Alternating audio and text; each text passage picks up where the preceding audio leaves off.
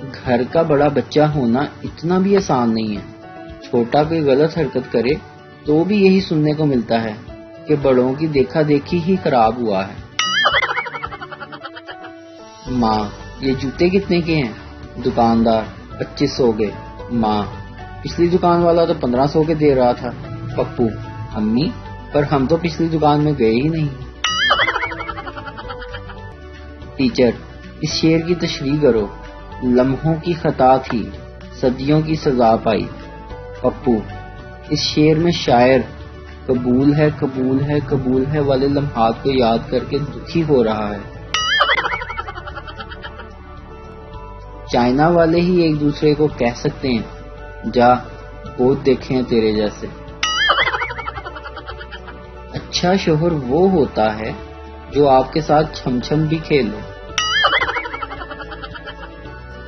Selfie لینے کے طریقے: نمبر 1، اگر دانت شو کرنے ہیں تو لفظ کراچی کو لمبا کر کے بولیں، کراچی۔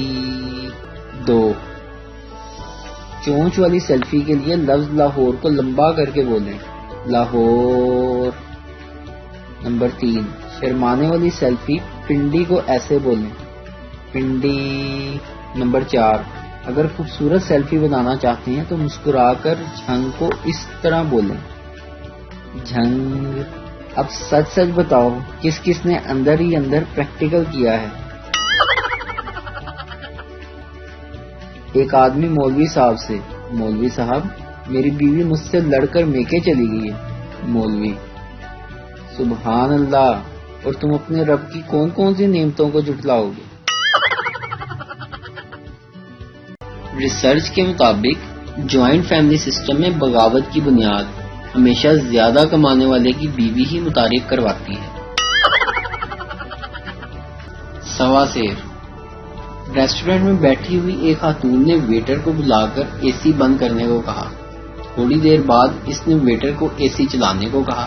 جب کافی دیر تک اس قسم کی فرمائشیں جاری رہیں تو قریب میز پر بیٹھے ہوئے شخص نے ویٹر کو بلا کر کہا، یہ عورت تمہیں بار بار بلا کر اور احکامات دے کر پاگل بنا رہی ہے، اس کی باتوں پر دھیان مت دو۔ ویٹر نے تشکرانہ انداز میں کہا، ارے صاحب، آپ فکر نہ کریں، پاگل تو میں اسے بنا رہا ہوں، ہمارے پاس اے سی ہی نہیں ہے۔ ایک انتہائی سست لڑکی اپنی شادی والے دن: اماں، میں سونے جا رہی ہوں، بارات آئے تو جگا دینا۔ میں نے سوچا تھا کہ 4 شادیاں کروں گا، اگر 2 ماریں گی تو باقی 2 بچا لیں گی، لیکن حقیقت یہ ہے کہ 2 مجھے پکڑتی ہیں اور 2 مارتی ہیں۔ بیگم: سارا دن موبائل سے چپکے رہتے ہو، کم از کم چھٹی والے دن تو میرے لیے وقت نکال لیا کرو۔ شوہر نے موبائل چارجنگ پلگ میں لگایا اور کہا، لو جی بیگم، آج کا پورا دن تمہارے نام۔ پھر شوہر نے گھوم پھر کر پورے گھر کا جائزہ لیا اور کہا، آج کھانا ماسی کے ہاتھ کا نہیں تمہارے ہاتھ کا کھانا ہے، اور دیکھو گھر کتنا گندا ہو رہا ہے، ابھی جالے بھی صاف کر لیا کرو، ٹھنڈ ہو رہی ہے اپنے ہاتھ کی گرما گرم کافی ہی پلا دو، بہت دل کر رہا ہے، اور ہاں آتے ہوئے حساب والی کاپی بھی لے آنا، کتنی شاپنگ کی ہے اور کہاں کہاں خرچ کیا ہے، اور ہاں میری 2-3 ٹی شرٹس کے بٹن ٹوٹے ہوئے ہیں وہ بھی لگا دو۔ بیگم بھاگتی ہوئی آئی اور شوہر کے ہاتھ میں موبائل پکڑاتے ہوئے بولی، یہ لیں، یہ فل چارج ہو گیا۔ شادی ٹائم پر کر لینی چاہیے تاکہ مہندی ہاتھ پر ہی لگے، نہ بالوں پر۔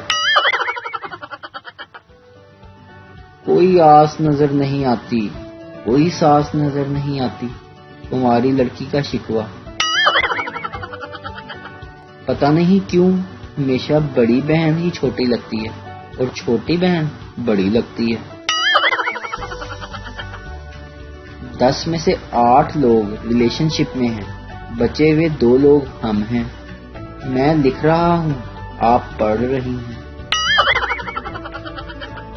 اگر شوہر گھر کا ہیڈ ہوتا ہے تو بیوی اس کی نک ہوتی ہے۔ اب یہ گردن کی مرضی ہے کہ وہ سر کو جس طرف چاہے گھما دے۔ کبھی کبھی لگتا ہے کہ لائف میں کچھ مسنگ ہے، جیسا کہ 10-20 کروڑ روپے۔ میری پہلی محبت میری امی، میری آخری محبت میرے آنے والے بچوں کی امی۔ ایک ہی تو زندگی ہے، اس لیے اچھے سے برباد کر رہا ہوں۔ جس شخص کی غلطی نہ لگے اس کو ہی محبوب کہتے ہیں۔ فیصلہ آبادی لڑکی: میں نے کہا بھائی یہ چلغوزے کا کیا ریٹ ہے؟ کہنے لگا 8,000 روپے کلو۔ میں نے ادھر ادھر دیکھا، کوئی نہیں تھا۔ میں نے کہا 10 روپے کے دے دو۔ اس نے میری طرف غصے سے دیکھا اور مگر بولا کچھ نہیں۔ پھر ایک چلغوزہ اٹھا کر مجھے پکڑانے لگا۔ میں نے کہا شاپر میں ڈال دو۔ اس نے اب کی بار کھا جانے والی نظروں سے دیکھا مگر غصہ دکھایا نہیں۔ پھر شاپر دے کر بولا اور کچھ؟ میں نے کہا شاپر ڈبل کر دیو۔ ہم پنجابی لوگ ہیں، جتنا مزہ یہ کہنے میں آتا ہے کہ میری جتی نو بھی پرواہ نہیں، اتنا مزہ آئی ڈونٹ کیئر کہنے میں نہیں آتا۔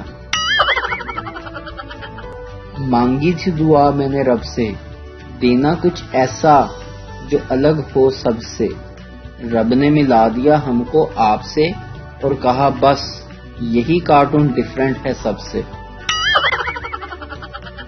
جج: تم پر الزام ہے کہ تم نے 25 سال تک اپنی بیوی کو ڈرا دھمکا کر اپنے کنٹرول میں رکھا ہے۔ ملزم: لیکن جج: صفائی نہیں، طریقہ بتاؤ طریقہ۔ مراسیوں کے گھر چوہا گھس گیا، سارے اسے مارنے کے لیے اس کے پیچھے بھاگنے لگے۔ چوہا بھاگ کر مکان کی چھت پر چڑھ گیا اور بولا خودکشی کر لیساں پر کنجراں دے ہتھوں نہیں مرنا۔ ایک آدمی کی کار سے ایک طوطا ٹکرا کر بے ہوش ہو گیا۔ آدمی نے اسے اٹھایا اور اپنے گھر لے جا کر پنجرے میں بند کر دیا اور اسے کھانا دیا۔ جب طوطا ہوش میں آیا تو بولا ہے اللہ، جیل؟ کار والا تو مر گیا ہوگا۔ پپو: چاچا جی یہ خوشیاں کیا ہوتی ہیں؟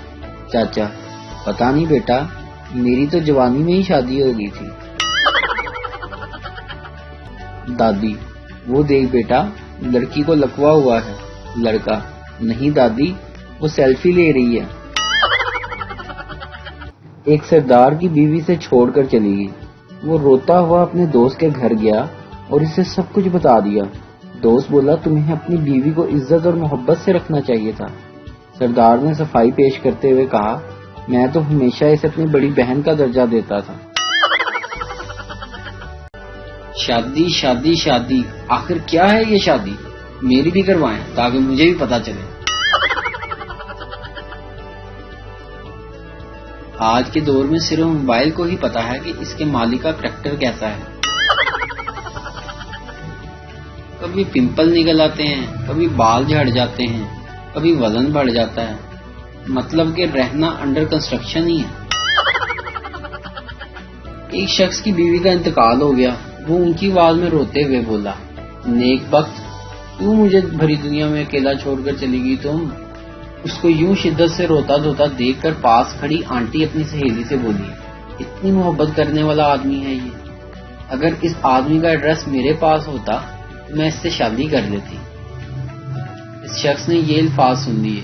وہ مزید اونچی آواز میں روتے ہوئے بولا نیک بخت، کیوں مجھے سیٹلائٹ ٹاؤن گلی نمبر 3 مکان نمبر 11 میں یوں اکیلا چھوڑ کر چلی گئی تم؟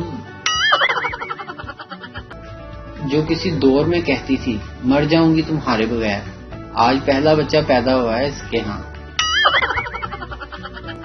لڑکوں سے ان کی بری عادت پوچھو تو فٹ سے بتا دیں گے، لیکن لڑکیوں سے پوچھو تو ایسی عادت بتائیں گی جو اگلے کو ان کی خوبی لگے گی، جیسے یار میں بہت جلدی اعتبار کر لیتی ہوں۔ والدین صرف اس بچے کو پسند کی شادی کرنے کی اجازت دیتے ہیں جس پہ انہیں پورا یقین ہو کہ اس کو کسی نے پسند ہی نہیں کرنا۔ بیوی سے جھگڑے کے بعد میں نے غصے سے کہا تب سے میرا موبائل چارجر نہیں مل رہا۔ لوگوں کی قسمت سوتی ہے، ادھر میرا ہر آدھے گھنٹے بعد 500 ہو جاتا ہے۔